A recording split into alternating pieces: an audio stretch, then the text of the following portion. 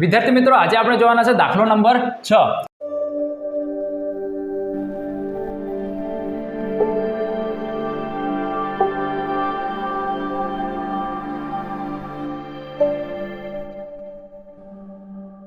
હવે દાખલો નંબર 6 માં આપણને રકમ કંઈક આ રીતે આપી છે કે ખૂણો A અને ખૂણો B એવા લઘુકોણો છે કે જેથી cos A બરાબર cos B છે।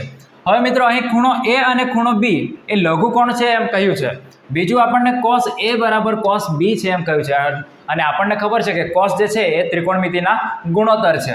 તો cos A અને cos B એટલે કે બે જે ગુણોત્તર છે એ બે ગુણોત્તર સરખા છે એવું કહ્યું છે અને એની પરથી આપણને આટલી શરત આપી છે। એ શરત પરથી આપણે સાબિત કરવાનું છે, સાબિત કરો કે ખૂણો A બરાબર ખૂણો B એટલે કે બે ખૂણા જે છે એ ખૂણા સરખા છે એવું આપણે સાબિત કરવાનું છે। હવે મિત્રો આ જે રકમ વાંચીએ તો આ રકમ વાંચતાની સાથે જ આપણને કંઈક બાબા શરત યાદ આવી જોઈએ। હવે બાબા શરત તમને યાદ કરાવું તો બાબા શરતમાં આપણને એમ કહ્યું છે કે જ્યારે કોઈ બે ત્રિકોણ હોય, ધારો કે અહીં A B અને C ત્રિકોણ છે અને બીજો ત્રિકોણ છે M N અને P।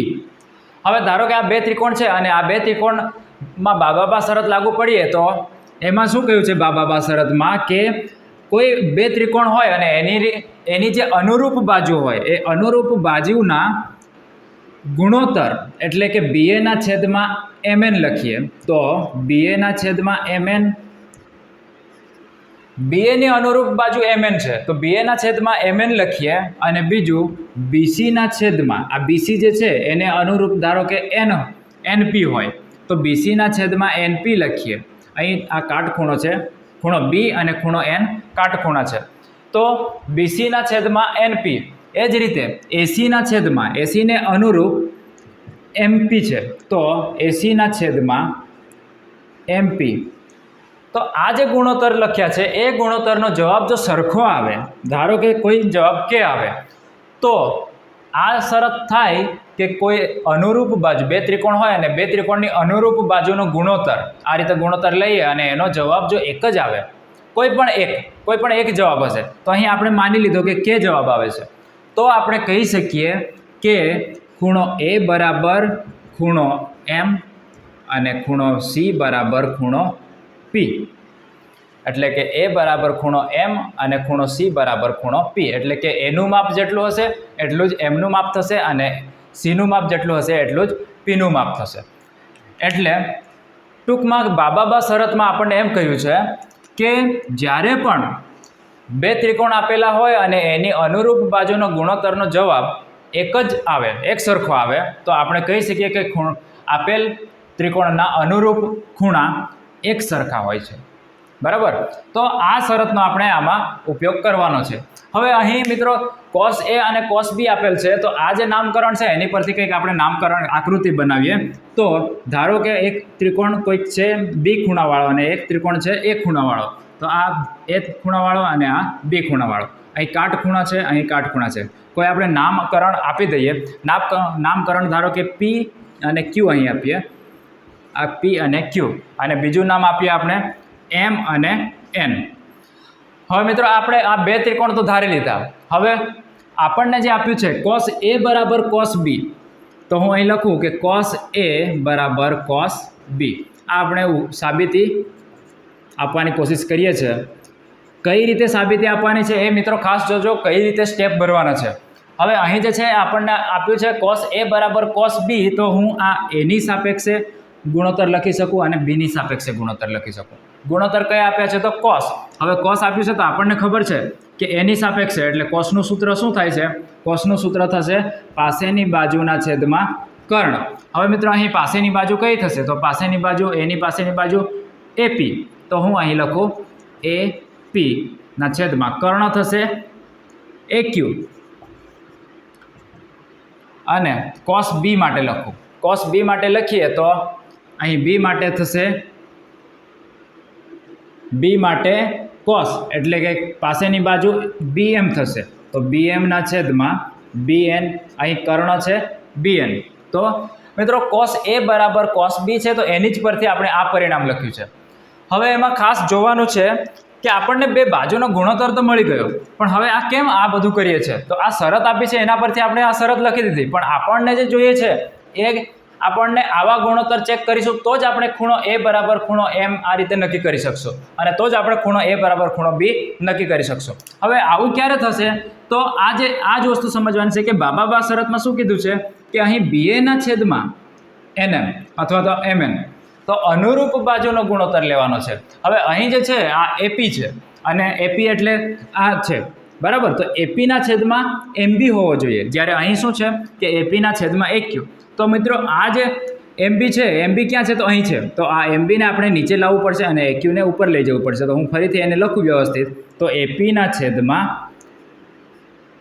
BM, MB લખું કે BM એક જ છે, તો AP ના છેદમાં BM અને AQ ના છેદમાં BN.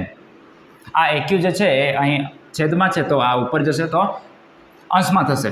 તો હવે મિત્રો જોઈએ તો AP ના છેદમાં MB જેવું લાગે અને AQ ના છેદમાં AQ જે છે AQ ના છેદમાં આ BN છે.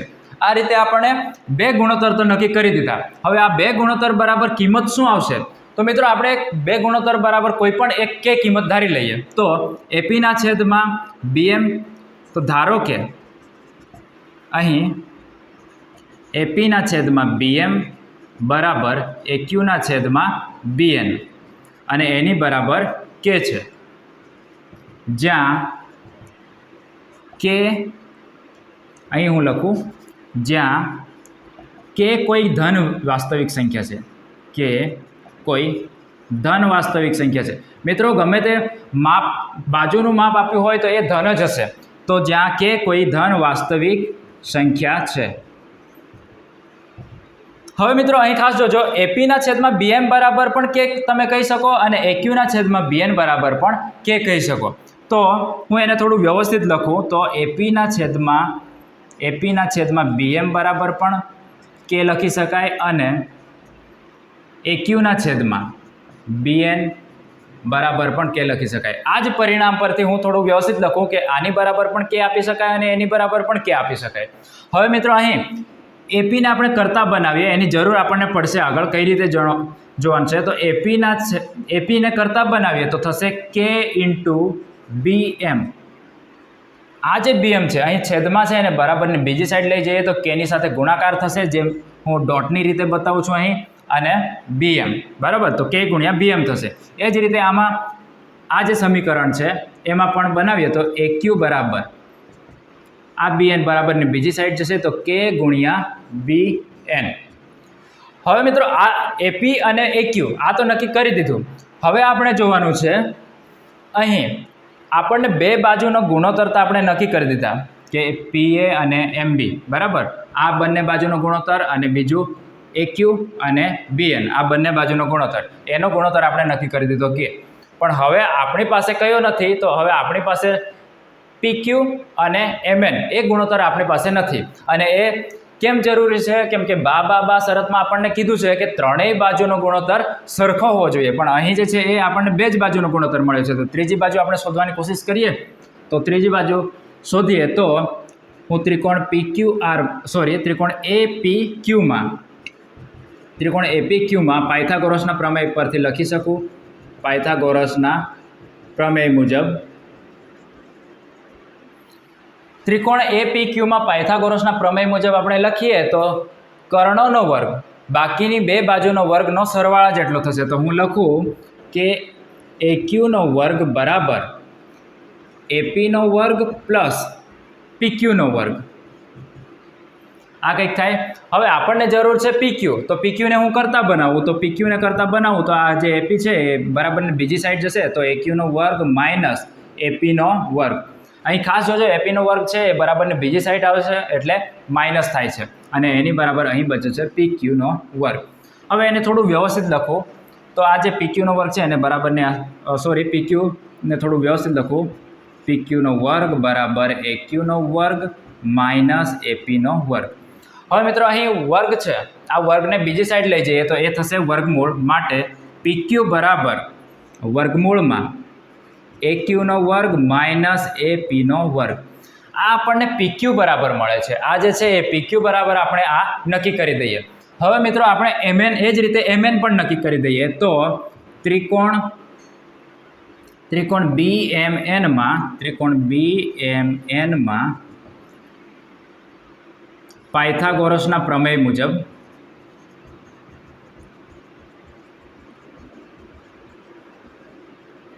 જે રીતે આપણે આમાં PQ નક્કી કર્યું કે PQ બરાબર આ કર્ણોનો વર્ગ છે એમાંથી માઇનસ PA નો વર્ગ છે, એવી જ રીતે હું આમાં પણ નક્કી કરીશ કે MN બરાબર, માટે હું સીધું જ લખું છું, આ બધી લાંબી પ્રોસેસ નથી કરતો. MN બરાબર વર્ગમૂળમાં કર્ણનો વર્ગ BN નો વર્ગ માઇનસ MB નો વર્ગ અથવા તો BM નો વર્ગ, તો હું BM નો વર્ગ લખું છું.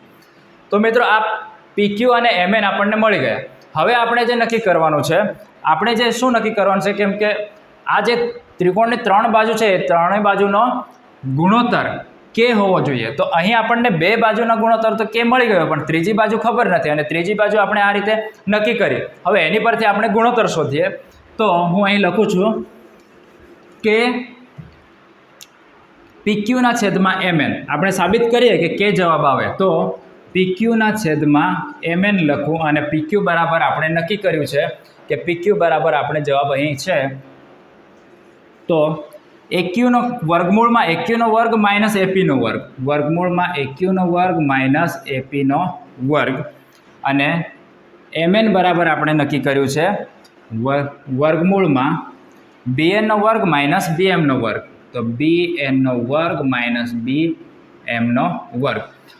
હવે મિત્રો અહીં જોજો AQ નો વર્ગ માઇનસ AP નો વર્ગ, અહીં ઉપર અંશમાં અને છેદમાં સરખું હોય તો કેન્સલ થઈ શકે, પણ આપણી પાસે સરખું નથી, તો આપણે સરખું કરવા માટે AQ ની કંઈક કિંમત મૂકીએ. તો અહીં આ એક જે સમીકરણ છે આપણે આગળ બનાવી રાખ્યા છે કે AQ બરાબર તો શું છે, K ઇન્ટુ BN.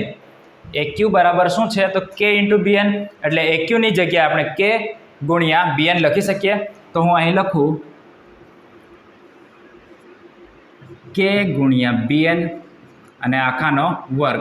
એ જ રીતે મિત્રો AP ની જગ્યાએ પણ લખી શકીશું. AP બરાબર શું છે તો K ઇન્ટુ BM બરાબર, તો હું અહીં લખી શકું K ઇન્ટુ BM અને આખાનો વર્ગ આપણે લખી શકીએ.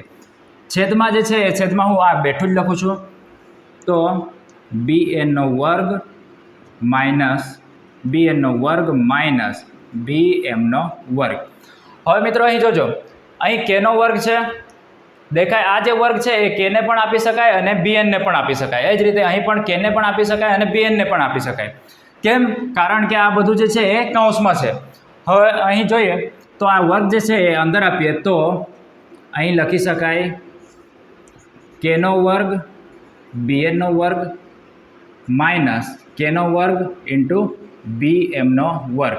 એ જ રીતે છેદમાં પણ આપણે લખીએ તો આ બેઠું જ ઉતારી દઈએ તો BN નો વર્ગ માઇનસ BM નો વર્ગ. હવે અહીં અંશમાં K નો વર્ગ અહીં આ પદમાં પણ દેખાય છે અને આ પદમાં પણ દેખાય છે. હવે જ્યારે બંને પદમાં સરખું હોય તો એને આપણે કોમન કાઢી લઈએ, તો એને આપણે અહીં ઉપર લખવાની કોશિશ કરીએ, અહીં લખી દઈએ.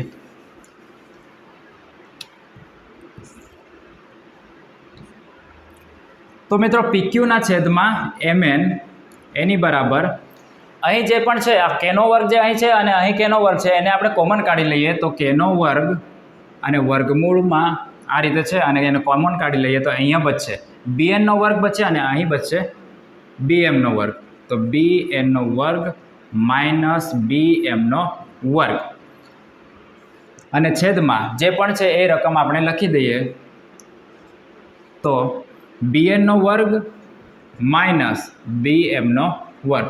હવે મિત્રો આ જે વર્ગમૂળ છે એ K ને પણ આપી શકીએ, K નો વર્ગને પણ આપી શકીએ અને આ કૌંસ જે છે એ કૌંસને પણ આપી શકીએ. તો K ના વર્ગને આપીએ તો વર્ગ અને વર્ગમૂળ શું થશે, કેન્સલ થશે. તો અહીં લખું K અને અહીં કૌંસમાં બીજું આવશે આ જે છે એ BN નો વર્ગ માઇનસ BM નો વર્ગ, આ રીતે પણ લખી શકાય. અહીં મિત્રો K નો વર્ગ કેમ નીકળી ગયો, કેમ કે K નો વર્ગ એને પણ આપણે વર્ગમૂળ આપીએ તો વર્ગ અને વર્ગમૂળ કેન્સલ થશે, અને અહીં છેદમાં પણ છે BN નો વર્ગ માઇનસ BM નો વર્ગ. હવે જ્યારે ઉપર અંશમાં અને છેદમાં સરખી સંખ્યા હશે તો એ સંખ્યા કેવી શું થશે, કેન્સલ થઈ જશે બરાબર. અહીં ઉપર અંશમાં પણ સંખ્યા સરખી છે અને છેદમાં પણ સંખ્યા સરખી છે. અહીં સંખ્યા ચોક્કસ નથી પણ અહીં પદ જે છે એ પદ પણ સરખા છે, તો આ પદ ઉપર પણ સરખું છે અને નીચે પણ સરખું છે, તો આપણે કેન્સલ કરી શકીએ. તો આપણી પાસે બચે છે અહીં K. તો માટે આપણે PQ ના છેદમાં MN એનો જે ગુણોત્તર આવે છે એ ગુણોત્તર K આપણને મળે છે. તો આપણે મિત્રો જોયું કે આ બાબા શરતમાં જે રીતે ત્રણેય બાજુનો ગુણોત્તર કોઈ એક મળે છે, એવી જ રીતે અહીં બે બાજુનો ગુણોત્તર આપણે K તો નક્કી કરી દીધો. હવે ત્રીજી બાજુનો ગુણોત્તર આપણને ખબર નહીં હતી, તો એ આપણે શોધ્યો અને એની પરથી આપણને અહીં PQ ના છેદમાં MN બરાબર પણ આપણને મળે છે K. તો એ જ રીતે આપણે કહી શકીએ કે માટે ત્રિકોણ P, આ જે છે ત્રિકોણ A, P અને Q, અને બીજો ત્રિકોણ B, M અને N એ એકબીજાના સમરૂપ ત્રિકોણ છે. માટે બા શરત પ્રમાણે, શરત મુજબ ત્રિકોણ A, P, Q સમરૂપ ત્રિકોણ B, M, N આપણે સાબિત કરી શક્યા. તો ત્રિકોણ A, P, Q સમરૂપ ત્રિકોણ B, M, N. અને જ્યારે પણ સમરૂપ હોય તો સમરૂપના ખૂણા, અનુરૂપ ખૂણા સરખા હોય, માટે ખૂણો Q બરાબર પણ ખૂણો AN થાય અને ખૂણો A બરાબર ખૂણો B તમે કહી શકો. કેમ કહી શકો? કેમ કે બા શરત પ્રમાણે અનુરૂપ ખૂણાના માપ એક સરખા હોય છે. તો હું અહીં લખી શકું માટે ખૂણો B બરાબર ખૂણો A, બરાબર, ખૂણો B બરાબર ખૂણો A. તો આ રીતે તમે સાબિત કરી શકો. તો મિત્રો ખાસ ધ્યાન રાખજો, આ રીતે જ્યારે પણ શરત આપી હોય તો બા શરત પ્રમાણે તમારે ગુણોત્તર ચેક કરવા પડશે, અને ગુણોત્તર ચેક કરીને પછી જ તમે આ વસ્તુ બા શરત સેટિસ્ફાય થાય, બરાબર, ત્યારે જ તમે ખૂણો B બરાબર ખૂણો A લખી શકશો.